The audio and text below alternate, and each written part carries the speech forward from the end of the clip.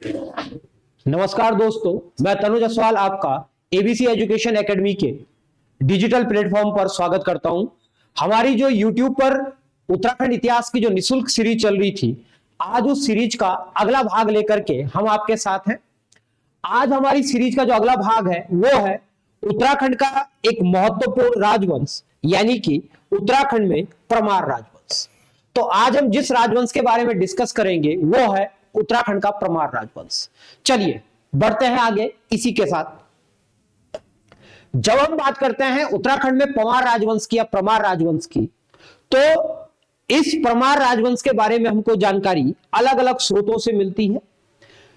ये परमार शासक कार्तिकेय पूर्व शासकों के सामंत थे।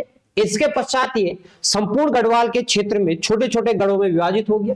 ये इतिहास में 52 गढ़ों के नाम से प्रसिद्ध हुए। इनकी जानकारी के स्रोत पुरातात्विक स्रोतों में अभिलेख, मंदिर, भवन और सिक्के। साहित्यिक स्रोतों में गढ़ राजवंश, गणिका नाटक, रामायण प्रदीप, मनोदय काव्य, सभासार और फतेह प्रकाश, जहांगीरनामा और शाहजहांनामा, ये सब क्या है, इनकी जानकारी के स्रोत है। अगली वीडियो में हम देखते हैं, इसमें अगली स्लाइड में देखते हैं। अब हम बात करते हैं इस राजवंश के पहले शासक के बारे में।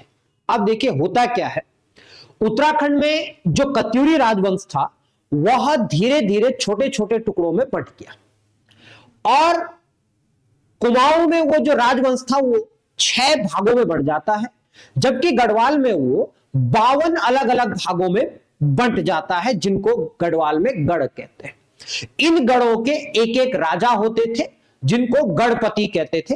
उत्तराखंड में 52 बड़े गढ़ थे, उसके अलावा छोटे गढ़ असंख्य थे, ठीक, जिनकी संख्या 200 के आसपास बताई जाती है। इन्हीं छोटे गढ़ों में एक गढ़ हुआ करता था जिस गढ़ का नाम था चांदपुर गढ़। ठीक, क्या गढ़ का नाम क्या था? चांदपुर। चांदपुर गढ़ का राजा हुआ करता था भानु प्रताप, जिसको वहां पर जो एएसआई के द्वारा जो वहां पर पट्टिका लगाई गई है उस पर उसका नाम सोनपाल भी लिखा गया है। ठीक, तो भानु प्रताप या सोनपाल। अब ये जो भानु प्रताप था, ऐसी मान्यता है कि इसकी 2 पुत्रियां थी। बड़ी पुत्री का विवाह कत्यूरी राजवंश के राजा के साथ हो चुका था। अब छोटी बेटी के लिए योग्य दामाद की खोज थी कि कोई योग्य लड़का मिले और हम उससे अपनी बेटी की विवाह करवाएं। इसी समय एक लड़का आता है धार नगरी गुजरात से। लड़के का नाम कनकपाल था।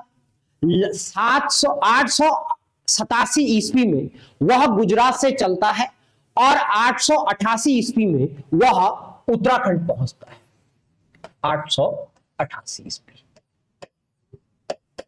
ठीक, अब यह गुजरात से आया हुआ कनकपाल, इसकी भेंट बद्रीनाथ के मार्ग पर एक व्यक्ति से होती है और वो थे चमोली जिले में स्थित चांदपुर गढ़ के शासक भानु प्रताप।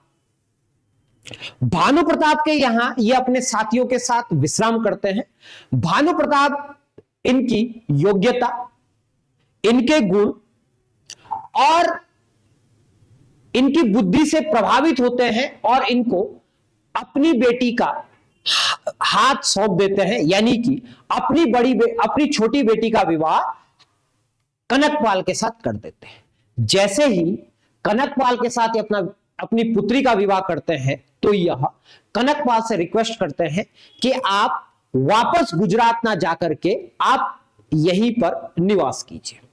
अब कनकपाल क्या करता है, प्रारंभ में वह अपने ससुर के किले में, यानी कि उसके गढ़ चांदपुर गढ़ में नहीं रहता है, बल्कि करता क्या है, ये जो चांदपुर गढ़ है, ठीक, ये चांदपुर गढ़ दिखाई दे रहा है, इस चांदपुर गढ़ से कुछ दूरी पर एक गढ़ का निर्माण करता है, जिस गढ़ को हम कौनपुर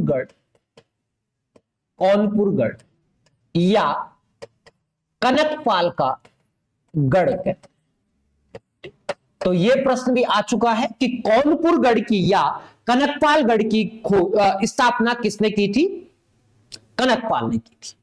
अब कनकपाल क्या करता है, कुछ समय बाद जब इसके ससुर का देहांत हो जाता है तब यह चांदपुर गढ़ में आता है, और जब ये चांदपुर गढ़ में आ जाता है तो यहीं से उत्तराखंड में एक नए राजवंश की स्थापना हो जाती है जिसको हम परमार राजवंश कहते हैं।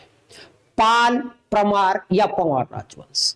ठीक, पाल इसलिए कहते हैं जो कनकपाल के बाद के जो लोग हैं वो अपने पीछे पाल शब्द का प्रयोग करते हैं। परमार इसलिए कहते हैं क्योंकि ये धार नगरी गुजरात के आए हुए लोग थे, और इसी के साथ उत्तराखंड में एक नए राजवंश की स्थापना हो जाती है जिसको परमार राजवंश। ठीक, इसका कुछ लोग इसका नाम भोगदत्त गंग बताते हैं। ये 887 में गुजरात से तीर्थाटन के लिए उत्तराखंड के क्षेत्र में आया था। चांदपुर के शासक भानु प्रताप से मिला। भानु प्रताप इससे प्रभावित होकर अपनी पुत्री का विवाह कनकपाल से कर देता है और इसको चांदपुर गढ़ का शासक घोषित कर देता है।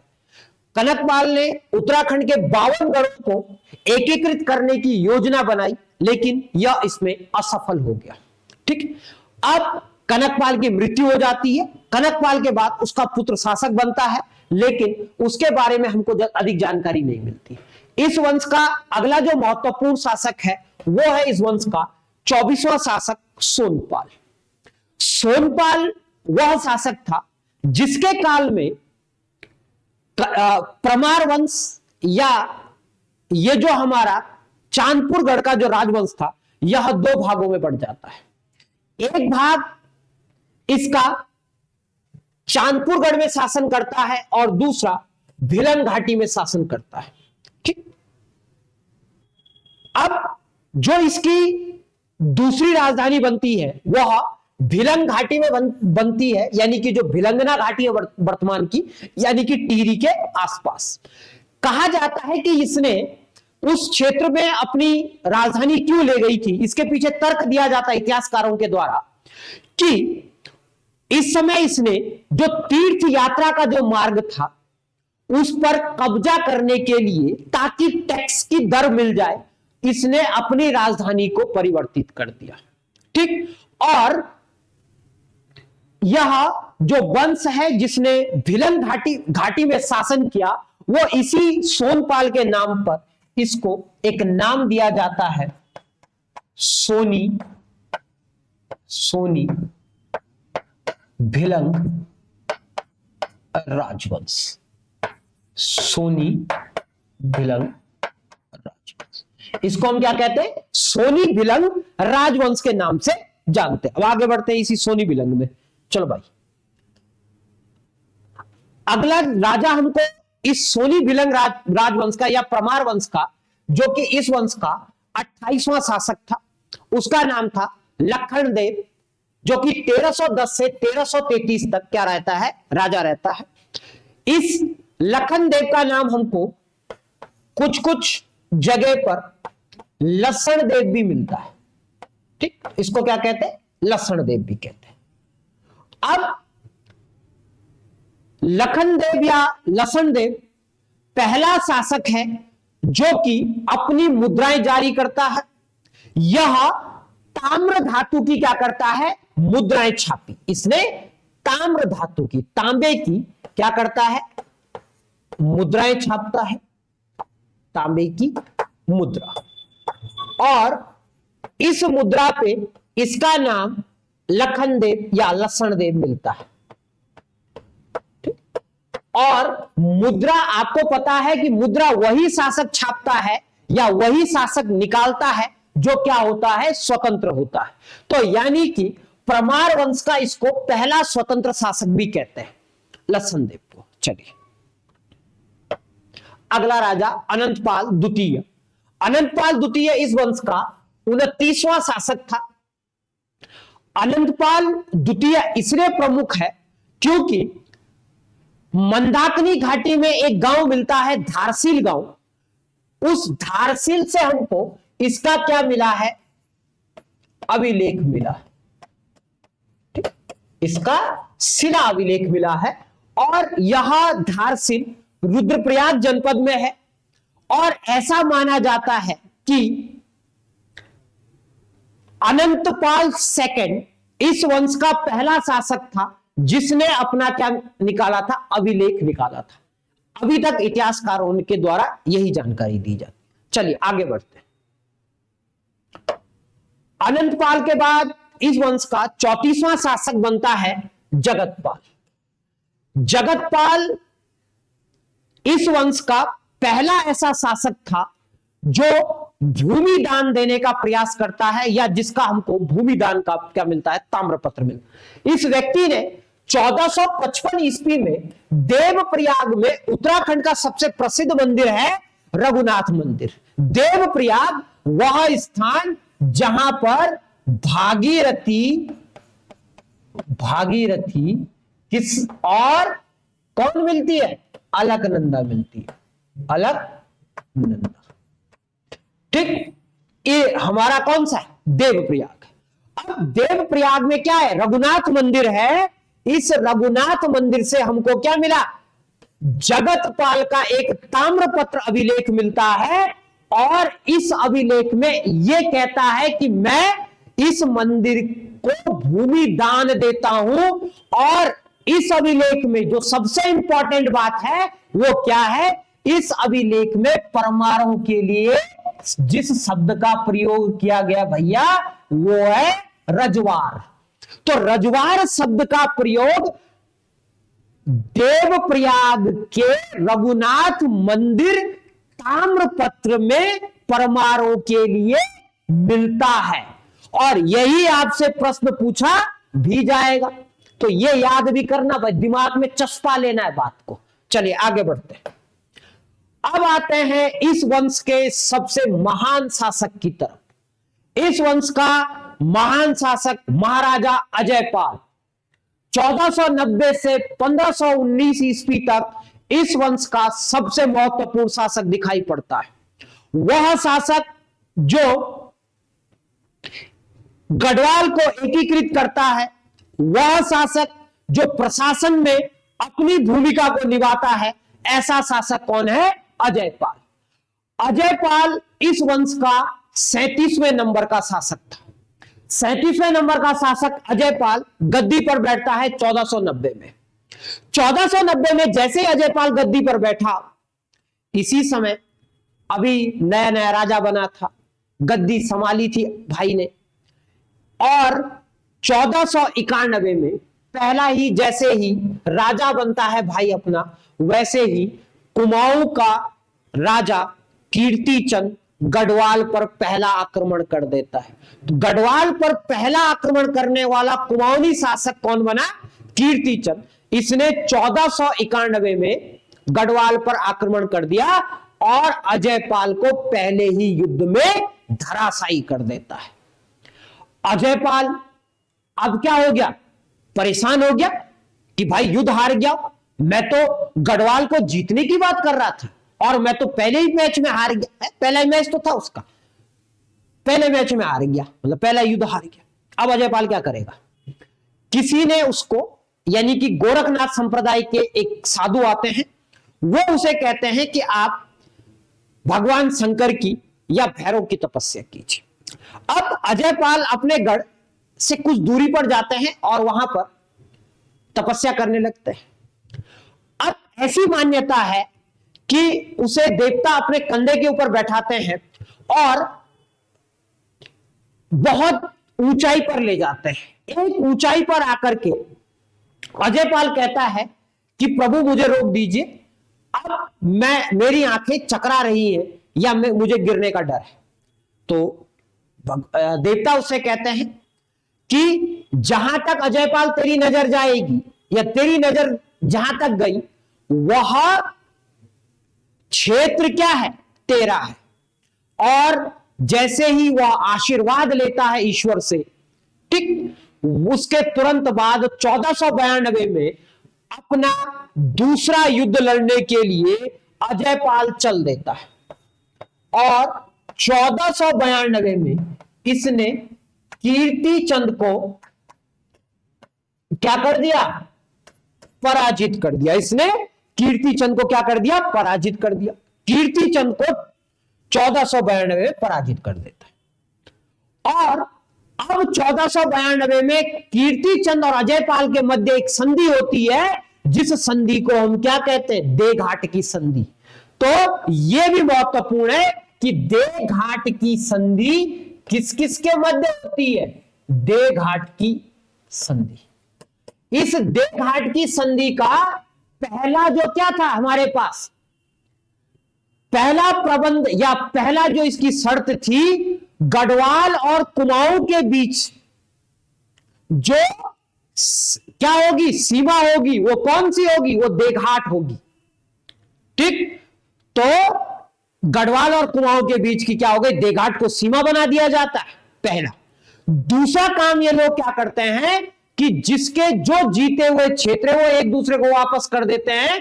कीर्ति चंद वहां से रफू चक्कर होकर के तराई भाबर में कीर्तिपुर बनाता है और वापस चंपावत चला जाता है। ठीक, अजय पाल को अब कॉन्फिडेंस आ गया भाई को कि मैं क्या करूंगा, अब आगे अपना युद्ध बढ़ाऊंगा, और जो अब वो अपनी सेना को क्या करता है, पुनर्गठित करता है। अब सेना बनाने का काम करता है। जब ये सेना बनाएगा तो सेना बनाने के बाद यह कुछ गढ़ों पर हमला कर देता है। पहले यह युद्ध करता है उत्तरी गढ़वाल पर, तो जैसे वहां पर कंडारगढ़ हो गया, नागपुरगढ़ हो गया, इन गढ़ों पर ये अलग अलग व्यक्तियों को पराजित करता है। मंगल सिंह को पराजित करता है। ठीक, कंडारगढ़ में युद्ध लड़ता है। अब इसने उत्तरी गढ़वाल को लगभग जीत लिया था, लेकिन दिक्कत इसको कहां हुई, दक्षिणी गढ़वाल में। दक्षिणी गढ़वाल में महाबगढ़ नाम का एक गढ़ था, उस गढ़ पर अस्वाल जाति के व्यक्तियों का क्या था, शासन था। अब ये जो अस्वाल जाति के जो लोग थे, इनसे अजय पाल क्या था, हार जाता है। ठीक, या डर जाता है। लेकिन इन अस्वालों को तराई मतलब जो भाबर का क्षेत्र था, कोटद्वार का जो क्षेत्र था, वहां से इन पर क्या हो रही थी, लगातार इन पर हमले होते थे। अब जब इन पे हमले होते तो अजय पाल ने इनके दुश्मनों को पराजित किया। अब इन अस्वालों ने क्या कर दिया, स्वयं को इसके अधीन कर दिया। ठीक, कि हम आपकी अधीनता स्वीकार करते हैं। तो कहीं कहीं पर यह क्या करता है, अपनी विद्वता से, कहीं पर अपने पराक्रम से, अब ये लगभग क्या करता है, सभी गढ़ों को जीत लेता है। अभी ये 50 गढ़ जीता था। ठीक, 50 गढ़ इसके अधीन आ गए थे। ये एक सभा का आयोजन करता है, कौन, अजय पाल। उस सभा में कहता है कि गढ़वाल के सभी राजा इस यहां पर क्या होंगे, गढ़पति क्या होंगे, आएंगे और मेरी अधीनता स्वीकार करेंगे। 50 लोग वहां पहुंचे। 51वां ये खुद तक गिनती हुई तो 52वां नहीं पहुंचा। और 52वां पहुंचने वाला व्यक्ति कौन नहीं था, उसका नाम था उप्पूगढ़ का शासक कप्पू चौहान। कप्पू चौहान इसकी अधीनता स्वीकार नहीं करता है और वह ललकारता है कि मैं अजय पाल की अधीनता जीवन में कभी नहीं क्या करूंगा, स्वीकार करूंगा। मैं मर जाऊंगा लेकिन अधीनता स्वीकार नहीं करूंगा। अब अजय पाल के ईगो ठेस हो गया उसका। ठीक, ईगो की बात हो गई। उसने दिमाग में एक बात कर ली कि अब तो मैं क्या करूंगा, उप्पूगढ़ को जीतूंगा, उसी के बाद आगे के कार्यक्रम देखूंगा।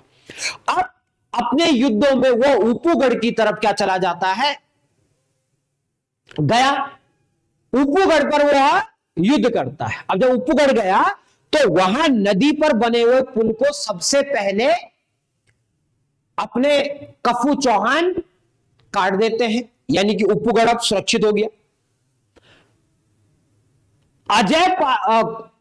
कप्पू चौहान का सेनापति हुआ करता था देबू नाम का व्यक्ति था। अब जब उप्पूगढ़ के विजय पर यह जाता है तो उप्पूगढ़ की राजमाता देबू से कहती है कि देबू, यदि कप्पू चौहान युद्ध में मर जाता है, युद्ध में शहीद हो जाता है, तो आप हमको सूचना देना, हम उप्पूगढ़ में जोहर कर देंगे, लेकिन कभी भी अजय पाल की अधीनता स्वीकार नहीं करेंगे।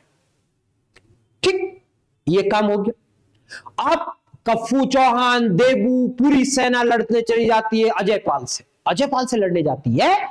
अब होता क्या है, कप्पू चौहान अजय पाल की सेना को अकेले पराजित कर देता है, लेकिन पूरी रणभूमि में देबू ने कहीं पर भी राजा को नहीं देखा।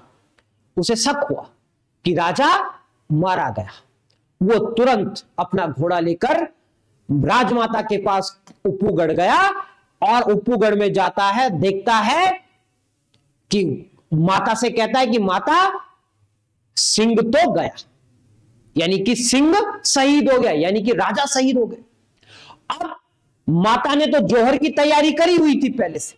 वो देखती है और सारी उप्पूगढ़ की महिलाओं को एकत्रित करती है और कहती है अब जौहर का समय आ गया। और यह घटना हमको उत्तराखंड में जौहर की पहली घटना दिखती है। इससे पहले नहीं दिखी थी, लेकिन उप्पूगढ़ की घटना पहली जौहर की घटना। युद्ध समाप्ति के बाद अब कप्पू चौहान उप्पूगढ़ गया, वहां देखा तो चारों तरफ मातम, कोई भी जिंदा नहीं है।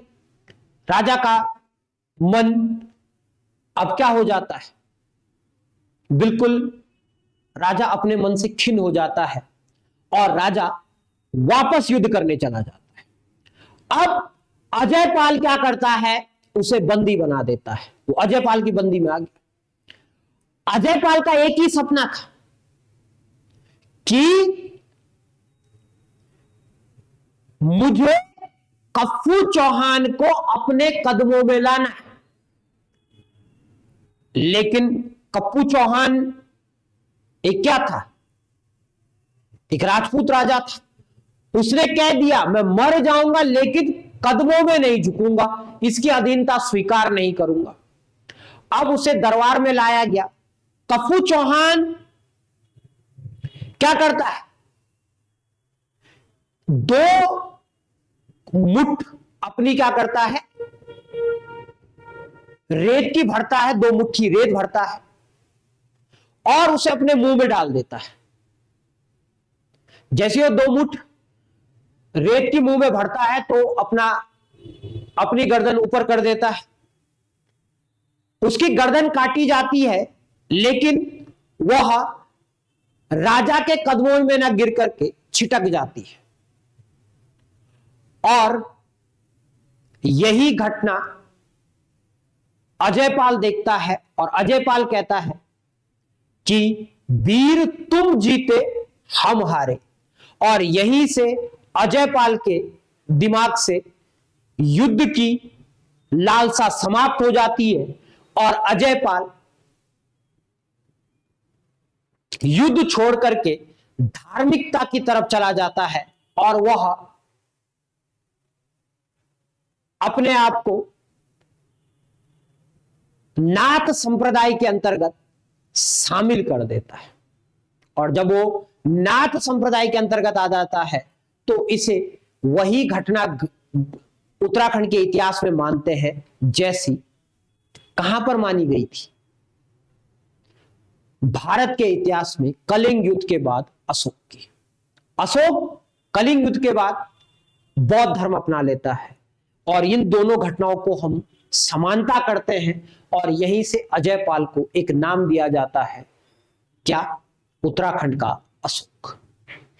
ठीक, ये सारी चीजें हमने लिखी। अनंतपाल का पुत्र था, कीर्तिचंद था, 1491 में आक्रमण किया, अजय पाल की हार हुई, कीर्तिचंद बधानगढ़ी पर अपना अधिकार कर लिया। कुछ समय पश्चात अजय पाल ने अपनी शक्ति को पुनर्गठित किया, विजित क्षेत्र को वापस प्राप्त किया। अजय पाल सिकंदर लोदी का समकालीन था। अब बात आती है राजधानी की, तो अजय पाल को लगा कि उसकी जो राजधानी है चांदपुरगढ़, वो क्या है, सुरक्षित नहीं है।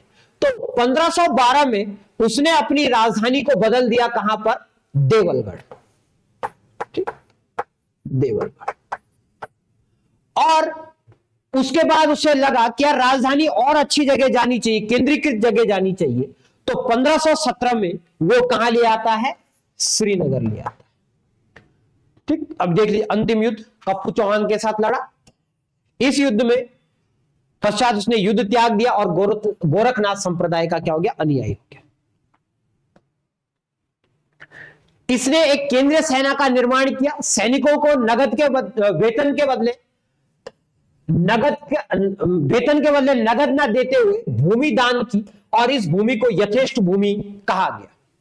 इसने राज परिवार के लिए भोजन बनाने के लिए सरोला ब्राह्मणों की नियुक्ति की। ठीक, इसने देवलगढ़ में अपनी इष्ट देवी राज राजेश्वरी का क्या किया, मंदिर बनाया। इसने गढ़वाल को विजित करके एकीकृत सत्ता की स्थापना की, जिस कारण इसको क्या कहते हैं, गढ़पाल कहते हैं या गढ़पति भी कहते हैं। ठीक, इसकी तुलना नेपोलियन और सीजर से की जाती है। इसे उत्तराखंड का अशोक कहते हैं। इसने उत्तराखंड में एक मानकीकरण किया और उसके लिए इसने धूली पाखा